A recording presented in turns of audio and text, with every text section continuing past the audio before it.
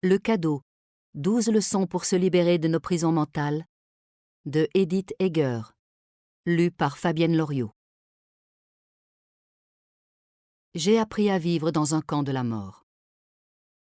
Au printemps 1944, alors que j'avais 16 ans, je vivais avec mes parents et mes 2 sœurs aînées à Kassovie, en Hongrie, aujourd'hui située en Slovaquie. Tout autour de nous, les signes de la guerre et de la discrimination étaient légion. Les étoiles jaunes que nous portions épinglées à nos manteaux. Les Nyilas, les nazis hongrois, qui occupaient notre ancien appartement. Les combats sur le front et la progression de l'occupation allemande dans toute l'Europe relatés dans les journaux. Les regards échangés par mes parents à table. Le jour terrible où je fus exclue de l'équipe olympique de gymnastique parce que j'étais juive. Heureusement, je continuais de nourrir des préoccupations normales pour une adolescente de mon âge. J'étais amoureuse de mon petit ami, Eric, un grand garçon intelligent que j'avais rencontré au club de lecture.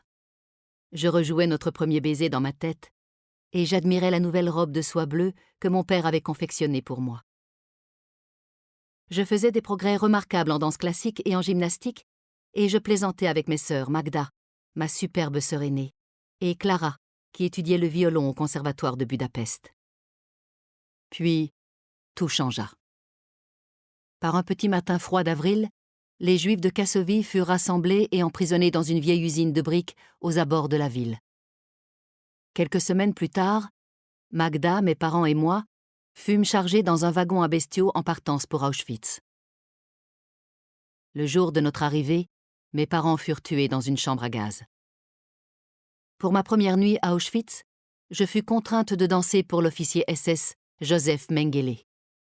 Connu sous le nom d'Ange de la mort, cet homme avait examiné le jour même les nouveaux arrivants alignés dans la file de tri, et c'est lui qui avait conduit ma mère à sa mort.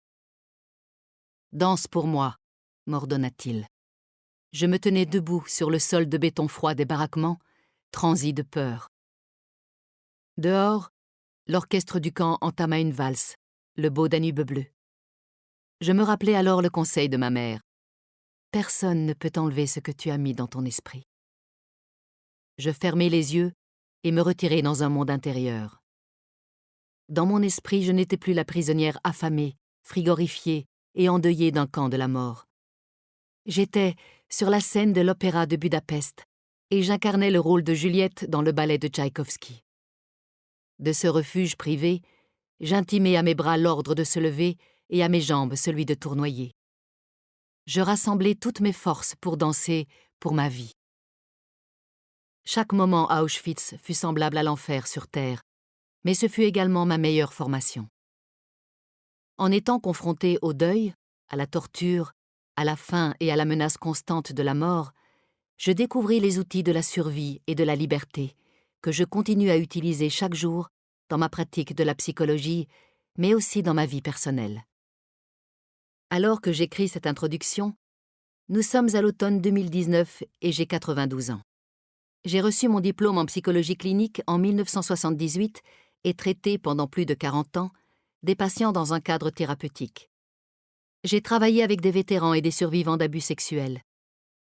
Mes autres patients étaient des étudiants, des dirigeants locaux et des chefs d'entreprise, des personnes qui luttaient contre des addictions, contre l'anxiété et la dépression, des couples rongés par le ressentiment et d'autres qui espéraient raviver la flamme de leur amour, des parents et des enfants qui apprenaient à vivre ensemble ou, au contraire, séparés les uns des autres.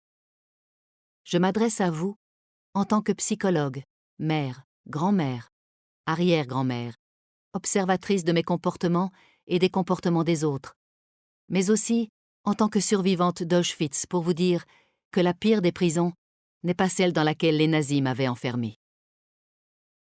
La pire des geôles est celle que je m'étais moi-même construite. Même si nos vies ont probablement été différentes, j'imagine que vous voyez de quoi je veux parler. Nous sommes nombreux à nous sentir enfermés dans nos propres esprits. Nos pensées et nos croyances déterminent et souvent limitent la façon dont nous nous sentons, ce que nous faisons et ce que nous pensons être possible. Dans mon travail, j'ai découvert que des croyances limitantes peuvent surgir et nous emprisonner et que des prisons mentales communes contribuent à nous faire souffrir. Ce livre est donc un guide pratique pour nous aider à les identifier et à développer des outils pour nous libérer.